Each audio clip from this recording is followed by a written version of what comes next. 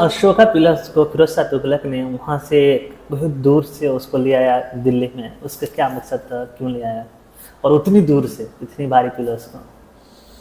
देखिए, अशोक के पिलर्स को दिल्ली में लाने की कई वजह थे, लेकिन आम लोग यही जानते हैं कि मुस्लिम जितने भी राजा थे सब मारधार करते थे, घरों को तोड़ देते थे वगैरह वगैरह के प्रचलित है। हाँ। हालांकि ये बात बहुत सही नहीं है। अच्छा।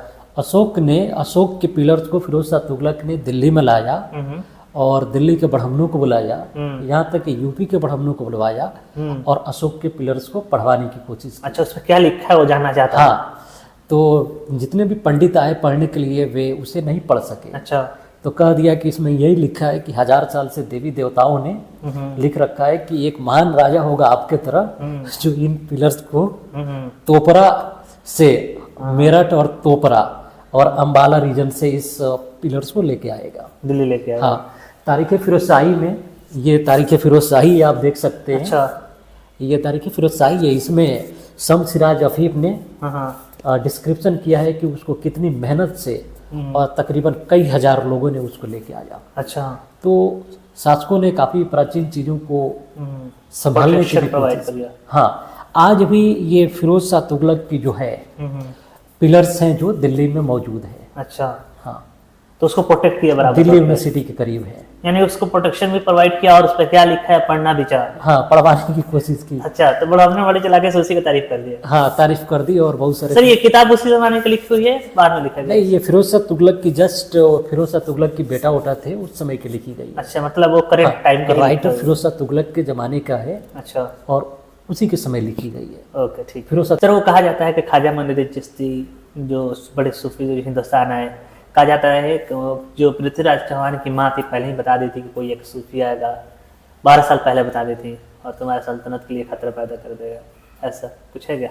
देखिए, सूफियों की किताब इसके बारे में बताती है। अच्छा। शाहजहां की बेटी ने एक किताब लिखा है मुनिसिल अरवाह। अच्छा। मोइनुल अरवाह कहिए। हाँ। उसमें वो डिस्क्रिप्शन देती है कि पृथ्वीराज चौहान की माँ बहुत बड़े ज्योतिष शास्त्र में महारत रखती थी, एस्ट्रोनॉमर। हाँ, तो उसने उस चित्र बनवाई थी ख्वाजा मोइनुद्दीन चिश्ती की कि ये ऐसा इंसान आएगा और इससे काफी होशियार रहना होगा। अच्छा, ऐसी बात है। एक किताब है अथर अब्बास रिजवी की हिस्ट्री ऑफ सूफिज्म। अच्छा। वॉल्यूम 1, उसमें भी आप पढ़ सकते हैं कि इसी बात को मेंशन करते हैं। अच्छा। सर, वो नेताजी सुभाष चंद्र बोस जो फ्रीडम फाइटर्स थे, उनके फौज में मुसलमान भी थे, अब थे तो कितने तादाद होगी? देखिए, नेताजी सुभाष चंद्र बोस की जो आर्मी थी वो दरअसल अंग्रेजों की आर्मी थी जिन्हें जापानियों ने जंग में हरा के पकड़ लिया था। अच्छा। फिर जापानियों ने उस गिरफ्तार हुई आर्मी को नेताजी सुभाष चंद्र बोस को दे दिया। अच्छा। उसमें वाशिंगटन डीसी के एक प्रोफेसर ने लिखा था द हिंदू न्यूज़पेपर। अच्छा। इंग्लिश का ग्रेट अखबार है। उसमें उनने लिखा कि कम से कम 35 से 37% यानी 35 से लेकर 37% के करीब नेताजी सुभाष चंद्र बोस के आर्मी में मुसलमान थे। 35%? हाँ, इससे ज़्यादा। अच्छा। अरे वाह, इससे ज़्यादा थे। सर, वो भारत छोड़ो का नारा किसने दिया था? भारत छोड़ो का नारा देने वाले यूसुफ मेहर अली हैं। यूसुफ मेहर अली? हाँ। मधु दंडवते एक अथर हुए, बहुत बड़े राइटर हैं। उनने भी इसका चर्चा किया है कि भारत छोड़ो का नारा सबसे पहले जो स्लोगन दिया यूसुफ मेहर अली ने दिया। मुसलमान ही तो। हाँ। अच्छा। आपको एक और बात बता देते हैं, इसको गांधी जी ने कुछ दिनों बाद अपनाया। अच्छा। हाँ, यूसुफ मेहर अली बम्बे के नेता थे, आज के महाराष्ट्र के, और यूसुफ मेहर अली ने गांधी जी को सजेशन दिया और उन्होंने भारत छोड़े नारों को गांधी जी ने पॉपुलराइज किया। अच्छा। साइमन गो बैक, साइमन वापस जाओ और साइमन गो बैक, अच्छा, का नारा यूसुफ मेहर अली ने सबसे पहले दिया था। अच्छा, ये भी आपको जानना चाहिए। ओह, और इनकलाब जिंदाबाद का नारा सर? इनकलाब जिंदाबाद का नारा मौलाना हसरत मोहानी ने दिया है। मौलाना ने दिया था? हाँ, अलीगढ़ यूनिवर्सिटी के वो स्टूडेंट थे। हाँ। और मौलाना हसरत मोहानी ने सबसे पहले इस नारे को कानपुर में लगवाया। इनकलाब जिंदाबाद। मिले इस्लामिया के जो फ्रीडम मूवमेंट है उसमें कितना कंट्रीब्यूशन है? हाँ, जामिया यूनिवर्सिटी को जो हिंदी के पाठक होते हैं ना, हाँ, हिंदी नेगेटिव दिखाया हिंदी अखबार वाले, वो उससे जानते हैं कि शायद ये इदारा देशद्रोही का अड्डा है। नहीं नहीं, वैसा नहीं, वो समझते हैं कि ये कोई मदरसा वगैरह है। हाँ हाँ।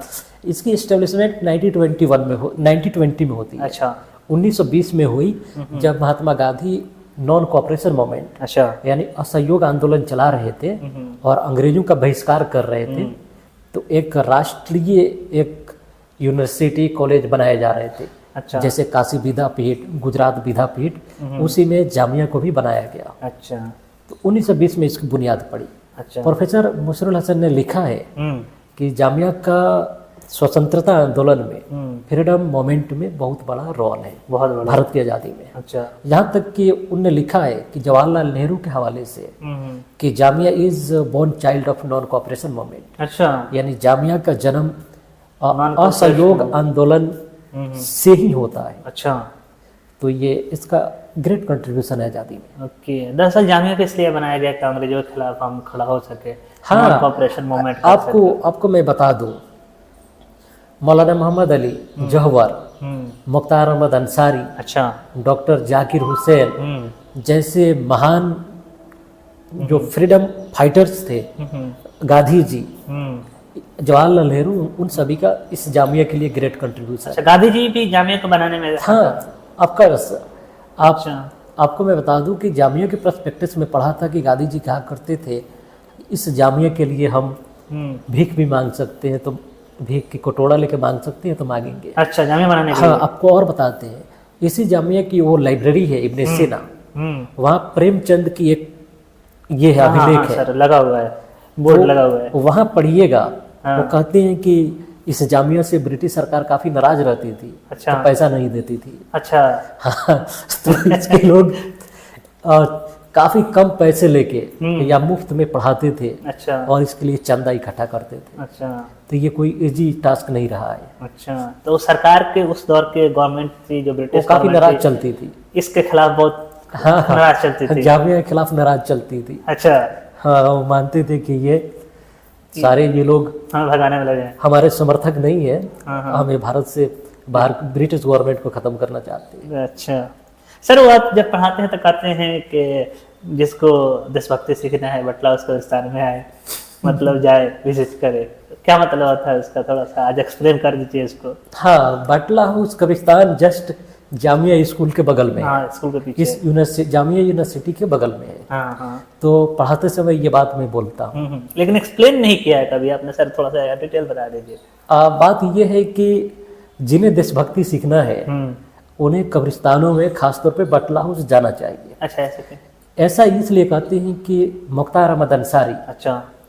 कांग्रेस के प्रेसिडेंट हुए मद्रास सेशन के 1927 में। अच्छा। 1927 में उनका भारत की आज़ादी में ग्रेट रोल है। अच्छा। हाँ, वो होम रूल लूग मूवमेंट में भी थे, महात्मा गांधी के साथ असहयोग आंदोलन में भी थे। अच्छा। नॉन कोऑपरेशन मूवमेंट में भी थे, यानी सविनय अवज्ञा आंदोलन है, और भी दूसरे आज़ादी की लड़ाई में उनका ग्रेट रोल रहा है। आप रोल की समझिए कि वे कांग्रेस के प्रेसिडेंट बने, अध्यक्ष बने। अच्छा। सबसे बड़ा, यहाँ तक कि वहाँ आप जाएंगे तो सैफुद्दीन किचलू का भी कब्र है। ये कौन था? जामिया बाटला हाउस कब्रिस्तान में सैफुद्दीन किचलू का कब्र है। अच्छा। मुख्तार अहमद अंसारी का भी वहीं कब्र है। और यहाँ तक कि ब्रिगेडियर उस्मान को, अच्छा, जिसे पाकिस्तानियों ने कहा था कि आप हमारे यहाँ आइए तो आपको आर्मी चीफ का पोजीशन देंगे। Army chief? हाँ। अच्छा। यानी पाकिस्तान का सबसे बड़ा सेनापति बनाएंगे। अच्छा। लेकिन वो नहीं गए, पाकिस्तानियों से लड़ते हुए शहीद हो गए थे कश्मीर में। और भी बहुत सारे फ्रीडम फाइटर्स उस बाटला हाउस कब्रिस्तान में हैं। तो जिन्हें भी अगर सर्टिफिकेट चाहिए ना, तो हम उन्हें कहते हैं बाटला हाउस विजिट करना चाहिए। अच्छा। इसलिए हम बताते हैं कि उससे आपको सबक मिलेगा कि देशभक्त कैसे होना चाहिए। अच्छा। कि बहुत सारे मिसकंसेप्शंस है, तो इसलिए ये हमने सीरीज शुरू किया ताकि ये मिसकंसेप्शन दूर किया जा सके।